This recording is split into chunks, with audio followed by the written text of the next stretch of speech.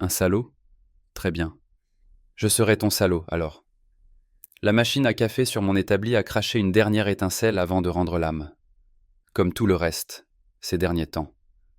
Complètement HS et probablement irréparable. J'ai essuyé la graisse de mes mains sur ma combinaison et vérifié l'heure. 22h30. Encore une nuit tard à l'atelier. Encore une nuit où Vanessa ne remarquerait même pas mon absence.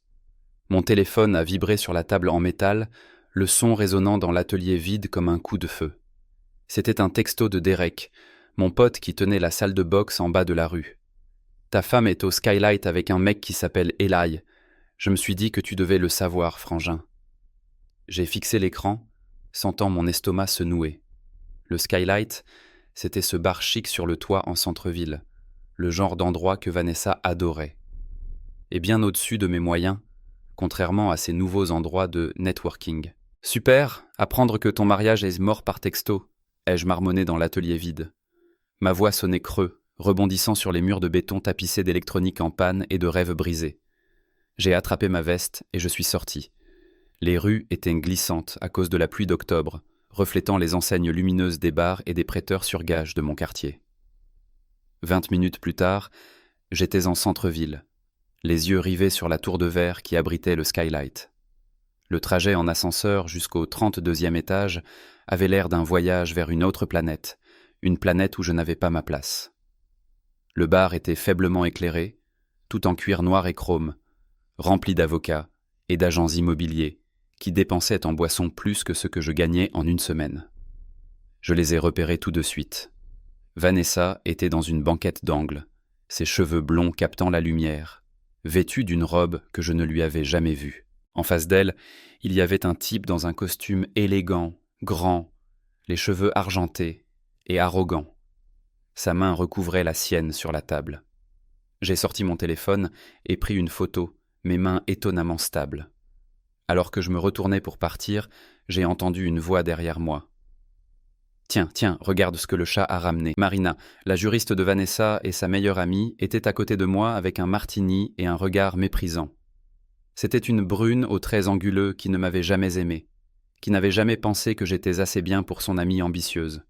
« Tu ne devrais pas être en train de réparer le grille-pain de quelqu'un là, tout de suite, a-t-elle dit, sa voix dégoulinant de sarcasme.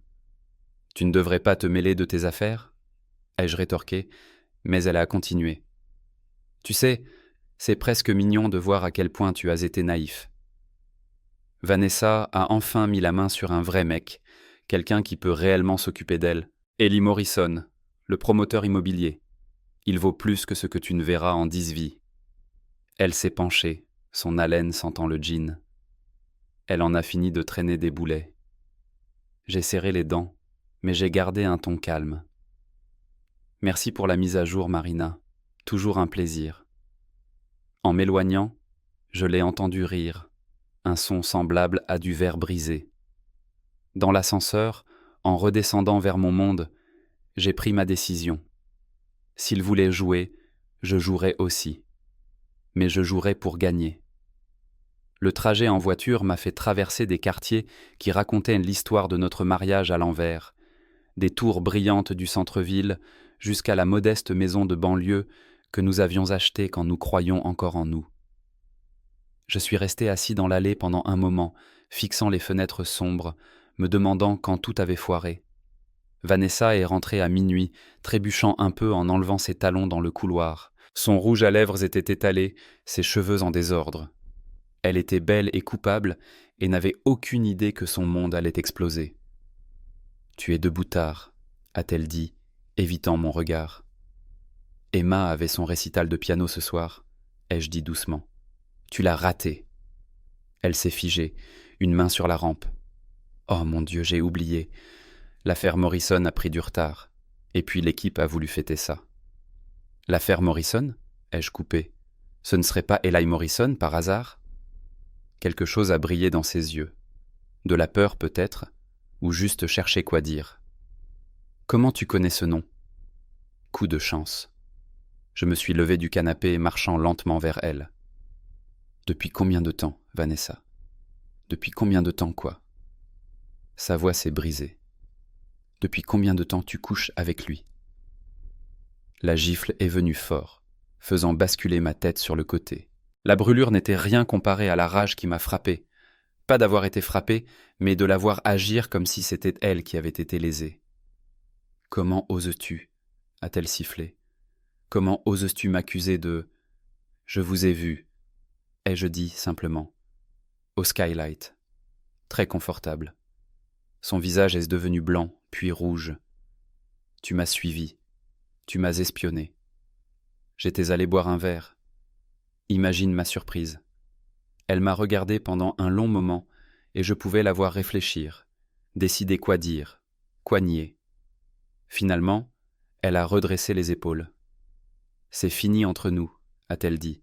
« Je vais me coucher. »« Oui, » ai-je acquiescé. « C'est fini. » Elle est montée à l'étage sans se retourner. J'ai attendu d'entendre la porte de la chambre claquer, puis je suis allé à la cuisine où elle avait laissé son sac à main sur le comptoir. Sous son portefeuille et son maquillage se cachait un téléphone que je n'avais jamais vu, un de ces appareils bas de gamme, jetables, le genre de truc que les gens utilisent quand ils veulent pas être tracés. Les textos racontaient toute l'histoire.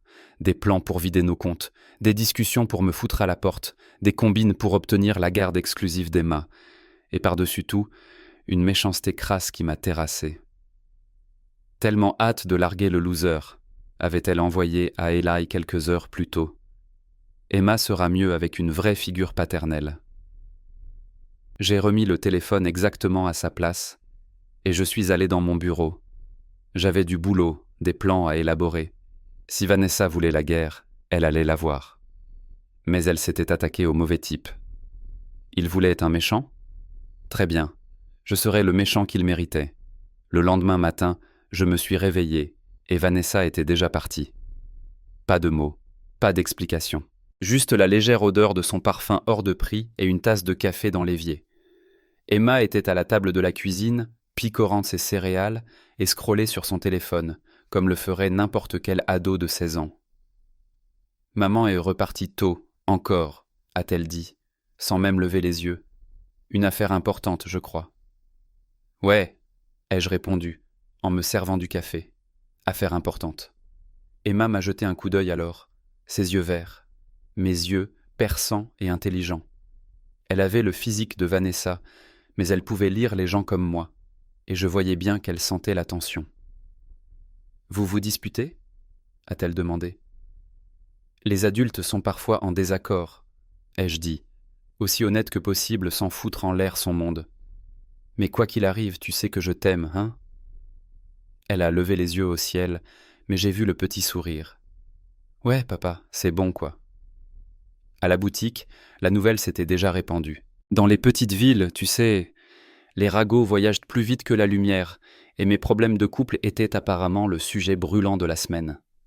J'avais à peine déverrouillé la porte que Madame Patterson, de la blanchisserie d'à côté, avait déjà passé la tête. « J'ai entendu dire que Vanessa traînait en ville avec ce type, Morrison, » a-t-elle dit, avec une fausse mine soucieuse. « Tu vas bien, mon chéri ?»« Très bien, Madame Patterson. Merci de vous inquiéter. » Mais ça n'allait pas bien et ça a empiré au fil de la journée. 3 clients ont annulé, 2 autres ont fait des remarques acerbes sur les mises à niveau de femmes et les échanges en faveur de modèles plus récents. À midi, j'avais envie de casser quelque chose. Au lieu de ça, je suis allé à la salle de sport de Derek. L'endroit était à l'ancienne. Sac de frappe, poire de vitesse, des haltères qui avaient connu des jours meilleurs. Ça sentait la sueur et le travail acharné, et c'était le seul endroit en ville où être un col bleu était un plus, pas un moins. Derek était derrière le comptoir, une montagne d'hommes avec des cheveux gris aux tempes et le regard sûr de quelqu'un qui en a vu de toutes les couleurs pendant ses 20 ans comme flic. « J'ai entendu dire que tu avais passé une soirée intéressante, » a-t-il dit pendant que j'enroulais mes bandages.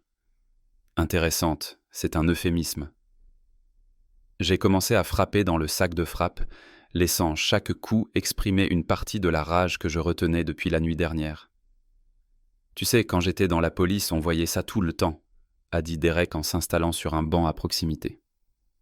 Le conjoint goûte à la belle vie, décide que son partenaire n'est plus assez bien. Ça se termine généralement par des avocats, des batailles pour la garde des enfants, et tout le monde se fait avoir. Sauf les avocats. Ouais, bon, peut-être que cette fois ce sera différent.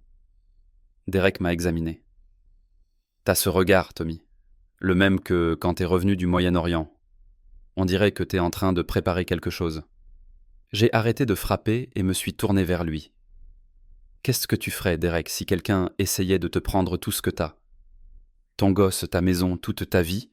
Qu'est-ce que tu ferais? Ça dépend, a-t-il dit lentement. Jusqu'où t'es prêt à aller? Aussi loin que nécessaire. Il a hoché la tête, une compréhension silencieuse passant entre nous. Alors ne te mets pas en colère, mon frère.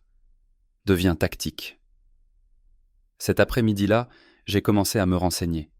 J'ai cherché des infos sur le droit du divorce, les droits de propriété, les questions de garde. J'ai appris à cacher des biens et ce qu'il faut déclarer au tribunal concernant ton argent. J'ai réalisé que savoir, c'était le pouvoir, et que j'étais impuissant depuis trop longtemps. J'ai aussi commencé à surveiller, pas à traquer, juste à faire attention. Je n'étais pas un ex flippant avec des jumelles, mais j'ai remarqué des choses. Vanessa avait commencé à travailler tard 3 soirs par semaine, toujours les mêmes soirs. Elle avait acheté de nouveaux vêtements, chers, et se faisait faire les cheveux 2 fois plus souvent. Elle avait commencé à laisser son téléphone traîner dans la maison, comme si elle voulait que je trouve quelque chose. Peut-être que c'était le cas. Peut-être qu'elle voulait une bagarre, voulait que je sois le méchant pour pouvoir se sentir bien dans sa peau en faisant ce qu'elle faisait. Si c'était le cas, elle allait être déçue. Je n'allais pas lui faciliter la tâche. Le truc qui a fait déborder le vase s'est passé jeudi. Emma avait un événement scolaire, un truc de préparation à la fac auquel Vanessa avait promis d'aller. Quand elle ne s'est pas présentée, Emma a appelé son portable. Ça a sonné directement sur la messagerie vocale. « Elle est sûrement occupée », a dit Emma, mais j'entendais la déception dans sa voix. « Ouais, sûrement », ai-je dit, mais j'étais déjà en train de manigancer. Cette nuit-là, j'ai suivi la voiture de Vanessa de son bureau jusqu'à un restaurant de l'autre côté de la ville. Pas le restaurant avec la verrière cette fois, mais un petit resto italien douillet avec des lumières tamisées et des banquettes isolées. Elle y est restée 2 heures, et quand elle est sortie, Eli Morrison était avec elle. Ils sont restés debout près de sa Mercedes, à se parler de près, ses mains à lui sur sa taille, son visage à elle levé vers le sien. J'ai pris des photos, des tas, mais c'est ce qui s'est passé ensuite qui m'a vraiment ouvert les yeux. Au moment de se dire au revoir, une autre voiture s'est garée, une BMW rouge que je connaissais. Marina en est sortie, mais elle n'était pas seule. Elle était avec quelqu'un que j'avais reconnu dans la rubrique économique du journal. James Crawford, le patron de Vanessa au cabinet d'avocats. Ils se tenaient de la main. Je les ai observés depuis l'autre bout du parking, leurs gestes racontant une histoire de secrets et de mensonges qui allait bien plus loin que ce que j'imaginais. Ce n'était pas juste une question de Vanessa qui me trompait. C'était tout un réseau de mensonges, une toile d'araignée impliquant ma femme, son amant, sa meilleure amie et son patron. En rentrant chez moi, quelque chose a changé en moi. La douleur était toujours là, mais elle était en train d'être remplacée par quelque chose de plus froid, de plus concentré. Ils se croyaient tellement malins, tellement chics, tellement supérieurs aux prolos qui réparaient leurs appareils électroniques et se tenaient à l'écart. Ils allaient apprendre à quel point ils se trompaient. Le lendemain matin, j'ai appelé une avocate. Pas une des collègues huppées de Vanessa, mais une avocate spécialisée en droit de la famille Corias, qui faisait de la pub sur les bancs d'arrêt de bus et qui avait la réputation de ne pas reculer devant les coups bas quand il le fallait. Elle s'appelait Patricia Reeves, et quand je lui ai raconté ce qui se passait, elle a ri. « Chérie, m'a-t-elle dit, t'as frappé à la bonne porte. On va leur mettre le feu à la baraque. » Le gala annuel du cabinet d'avocats avait lieu dans la grande salle de bal du centre-ville. C'était un truc clinquant, où tous les grands pontes du droit venaient se taper dans le dos et réseauter en sirotant du champagne qui coûtait plus cher que le loyer de certains. Je n'avais pas prévu d'y aller. Ces événements, c'était le truc de Vanessa, pas le mien. Mais les choses avaient changé. J'ai loué un smoking. Pas un truc bon marché, mais un truc qui me permettrait de me fondre dans la masse des requins. Quand je suis entré dans la salle de bal, j'ai senti tous les regards se tourner vers moi. Les chuchotements ont commencé immédiatement. C'est le mari de Vanessa. Qu'est-ce qu'il fait ici ? Je croyais qu'ils étaient en instance de divorce. Vanessa m'a aperçu de l'autre côté de la salle et son visage est devenu blanc. Elle était magnifique dans sa robe de soirée noire, les cheveux relevés, des diamants à la gorge, des diamants que je n'avais jamais vus auparavant. Eli était à côté d'elle dans un smoking parfaitement taillé, son bras enroulé autour de sa taille d'un air possessif. Quand il m'a vu, son visage s'est durci. Je me suis frayé un chemin à travers la foule, j'ai attrapé une coupe de champagne à un serveur et j'ai fait un signe de tête à des gens qui m'ignoraient depuis des années. Quand je suis arrivé au niveau du petit groupe de Vanessa, la conversation s'est arrêtée. « Tommy » a-t-elle dit, la voix crispée.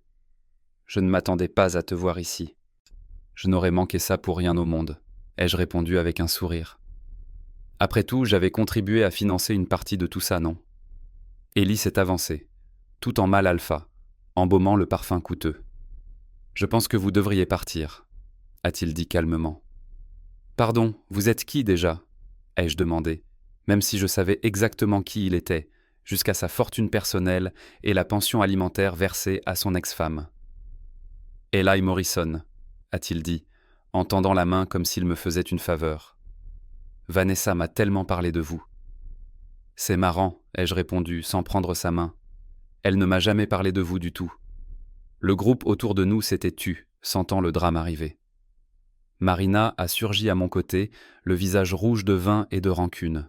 « Tommy, mon chéri », a-t-elle ronronné, assez fort pour que tout le monde l'entende. « Comment vont les affaires de réparation électronique ? Tu continues à réparer les trucs cassés des autres ? » « Il faut bien que quelqu'un le fasse, » ai-je dit, en regardant Vanessa droit dans les yeux, même si certaines choses sont trop cassées pour être réparées. Marina a ri, un rire aigu et méchant. Eh bien, heureusement pour Vanessa, elle a trouvé quelqu'un qui peut vraiment subvenir à ses besoins. Quelqu'un qui a réussi. La foule regardait maintenant, attirée par l'odeur du scandale. Je voyais des téléphones sortir, des gens se préparant à enregistrer ce qui allait se passer. Parfait. « Tu sais quoi, Marina ?» ai-je dit, en élevant un peu la voix. « Tu as tout à fait raison. Vanessa mérite quelqu'un qui a réussi, quelqu'un d'honnête, quelqu'un qui ne lui mentira pas en la trompant dans son dos. » Le visage d'Ellie s'est assombri. « Faites attention à ce que vous dites. »« Sinon quoi ?» ai-je demandé, en me rapprochant. « Vous allez me faire jeter dehors ?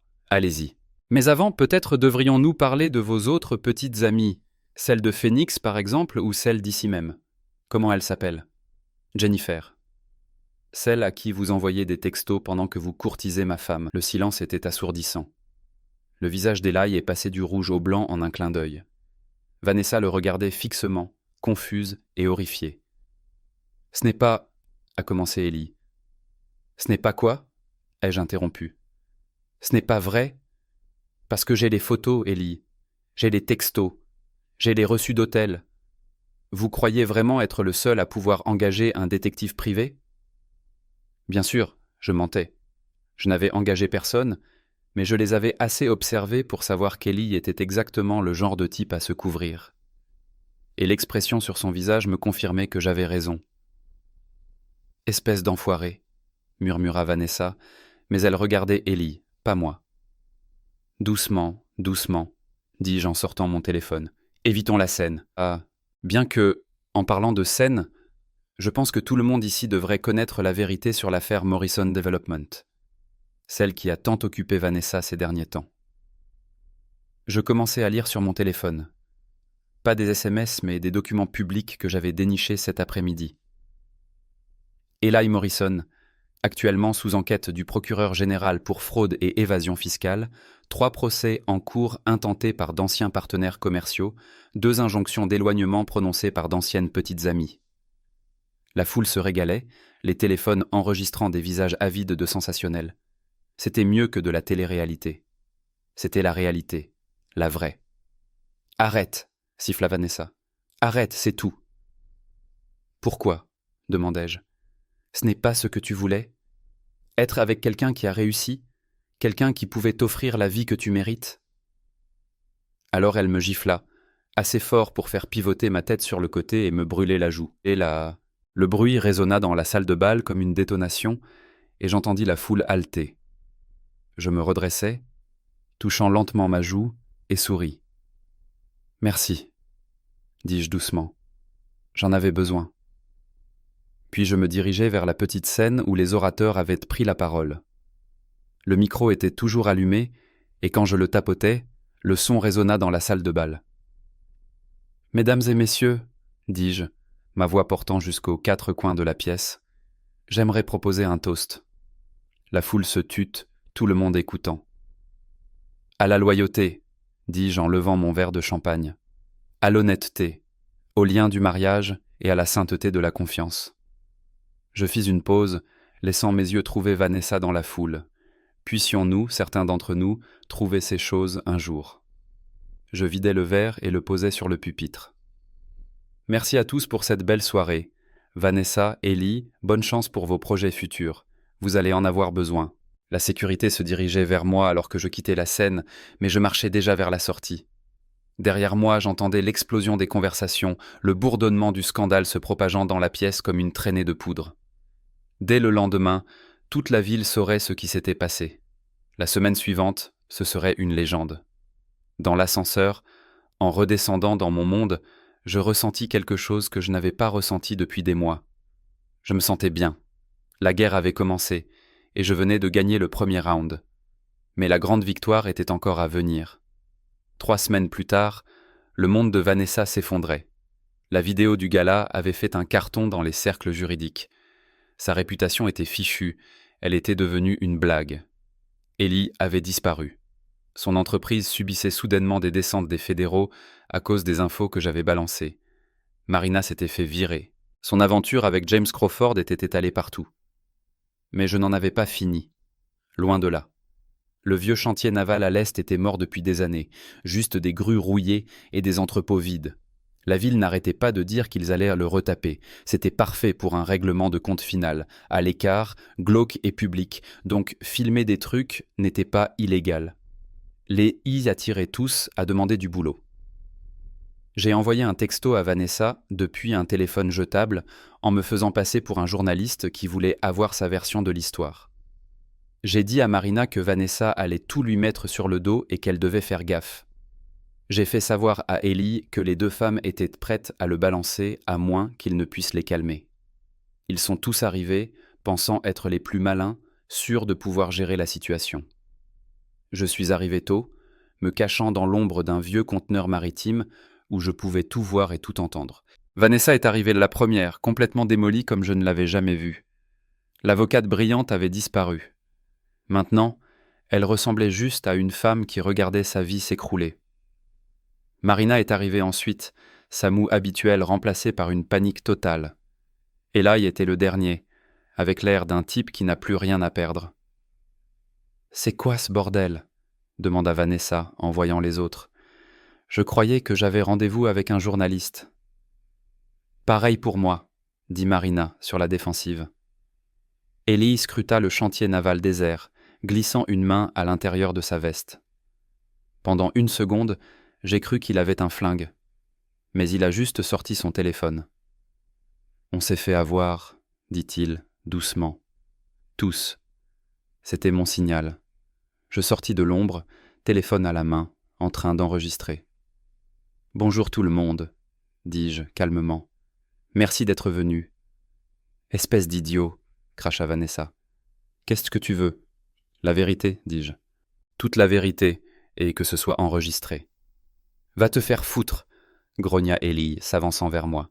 « Je ne ferai pas ça, » dis-je, sans bouger. « Tout ça est diffusé en direct à des personnes très intéressées. Votre agent de probation, par exemple. » Ellie.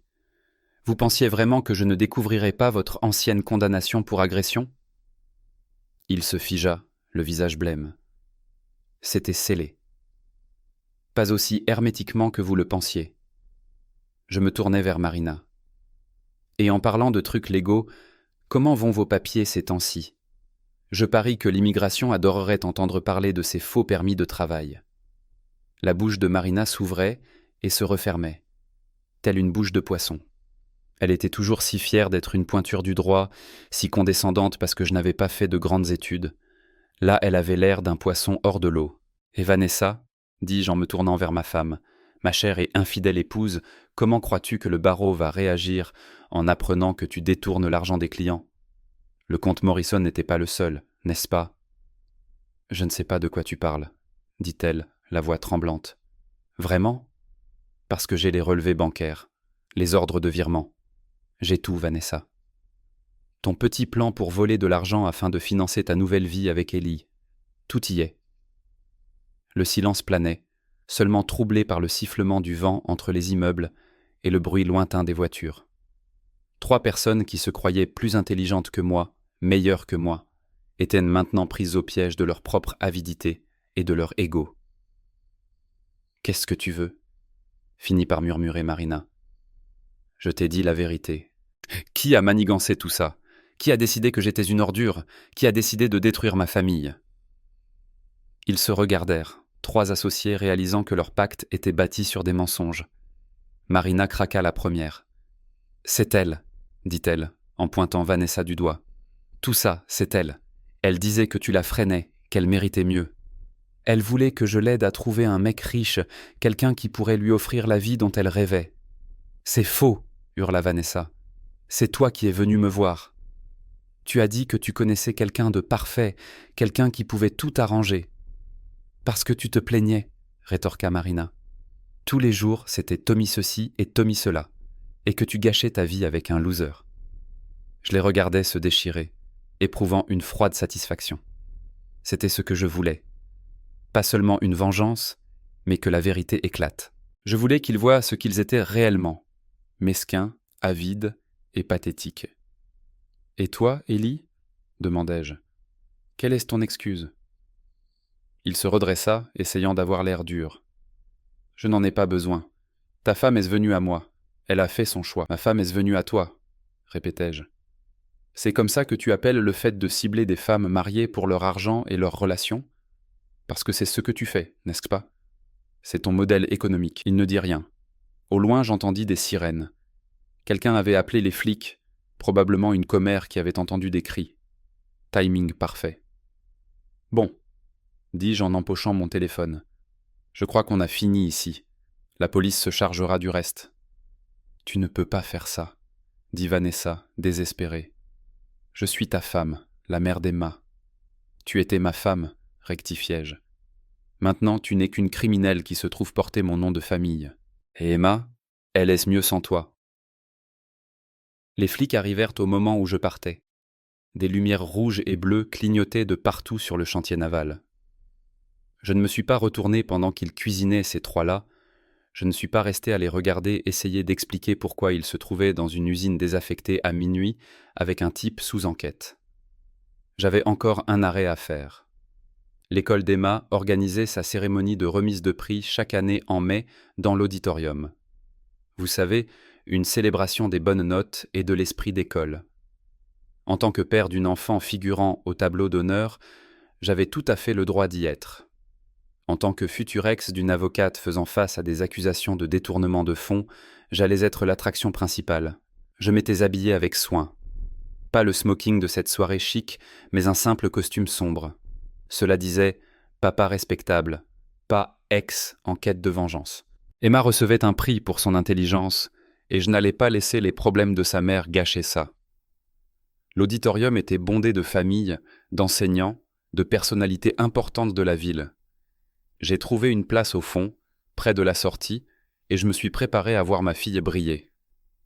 Elle était magnifique là-haut, sûre d'elle, comme Vanessa l'était avant de mal tourner.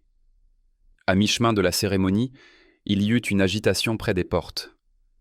Vanessa est apparue, visiblement démolie, son apparence parfaite ruinée par le stress et le manque de sommeil. Elle était sortie sous caution, attendant son procès pour un tas d'accusations, et le fait d'être ici enfreignait l'ordonnance restrictive que j'avais obtenue.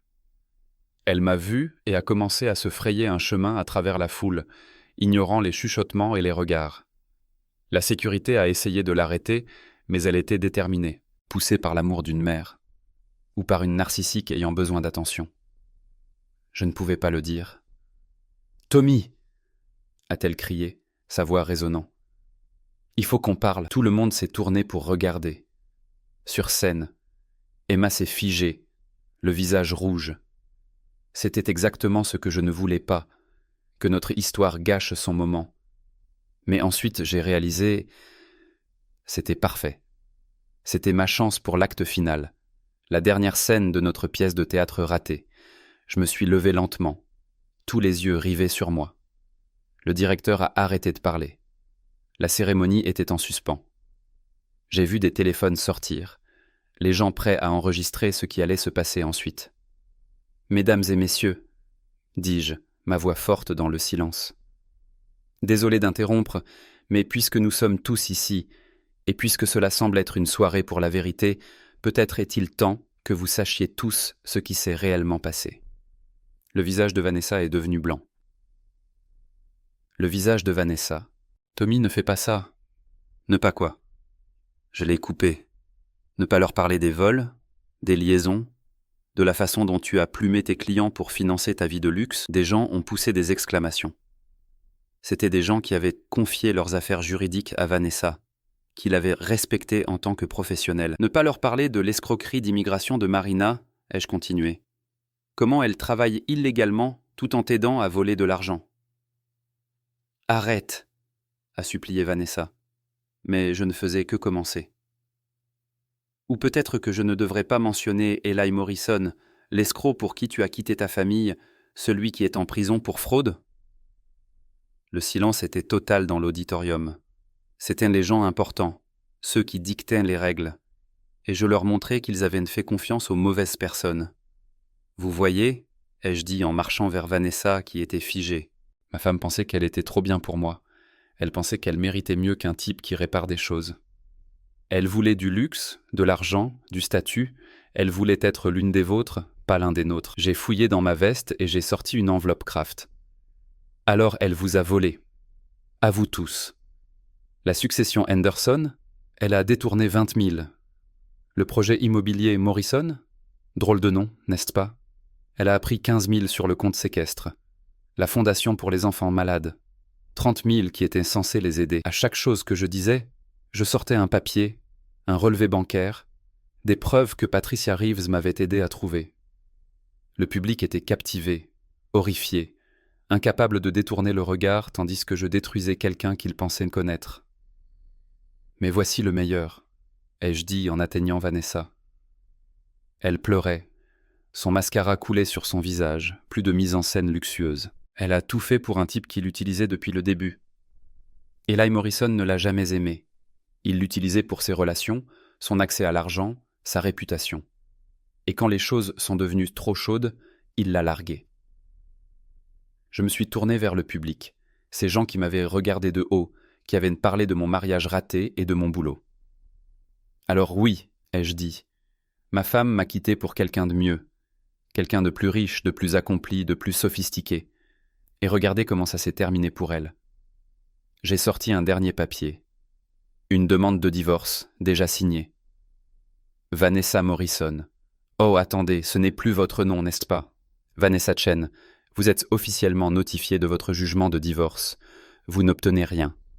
Pas de pension alimentaire, pas de biens, pas de droit de garde. Emma reste avec moi, la maison reste avec moi, et vous devez tout recommencer avec rien d'autre que vos frais d'avocat et vos accusations fédérales. Les agents de sécurité sont arrivés jusqu'à nous à ce moment-là, mais Vanessa n'a pas résisté. Elle était un désastre, complètement brisée. Elle fixait les papiers comme si elle n'arrivait pas à y croire. « Comment » a-t-elle murmuré. « Facile, ai-je dit. J'ai appris des meilleurs. J'ai appris de vous. Vous m'avez appris que si on veut quelque chose, on le prend. Vous m'avez appris que les gentils finissent au dernier. Vous m'avez appris que parfois, il faut être le méchant pour obtenir justice. Je suis retourné à ma place, la laissant planter là, sa réputation en miettes. Le directeur, visiblement décontenancé, a essayé de remettre la cérémonie sur les rails, mais c'était peine perdue. C'était l'histoire que tout le monde retiendrait. La nuit où la fille en or de la ville s'est plantée. Emma a reçu son prix, la tête haute, malgré tout le chaos autour de sa famille. Quand elle m'a regardé depuis la scène, j'ai vu dans ses yeux quelque chose qui a fait que tout cela valait la peine. Pas seulement de l'amour, mais du respect. Elle avait compris ce que j'avais fait et pourquoi. Après la cérémonie, tout le monde est sorti dans un silence stupéfié. Emma m'a trouvé sur le parking. « Papa ?» a-t-elle dit doucement. « Ça va ?» ?»« Oui, maintenant, » lui ai-je dit, et je le pensais. Qu'est-ce qui se passe maintenant ? Maintenant, on rentre à la maison, on dîne, on regarde un film. On recommence, juste nous deux. Elle a acquiescé, puis m'a surpris en me serrant fort dans ses bras. « Je suis fière de toi », a-t-elle chuchoté. En rentrant chez nous dans les rues silencieuses, j'ai pensé aux derniers mois, au type que j'étais devenu et au prix que j'avais payé pour la justice. Vanessa risquait des années de prison. Marina avait été expulsée. Ellie était confrontée à des accusations fédérales qui pourraient l'envoyer en prison pendant des décennies. Et moi, j'étais libre. Libre d'un mariage bâti sur des mensonges. Libre des gens qui ne m'avaient jamais respecté.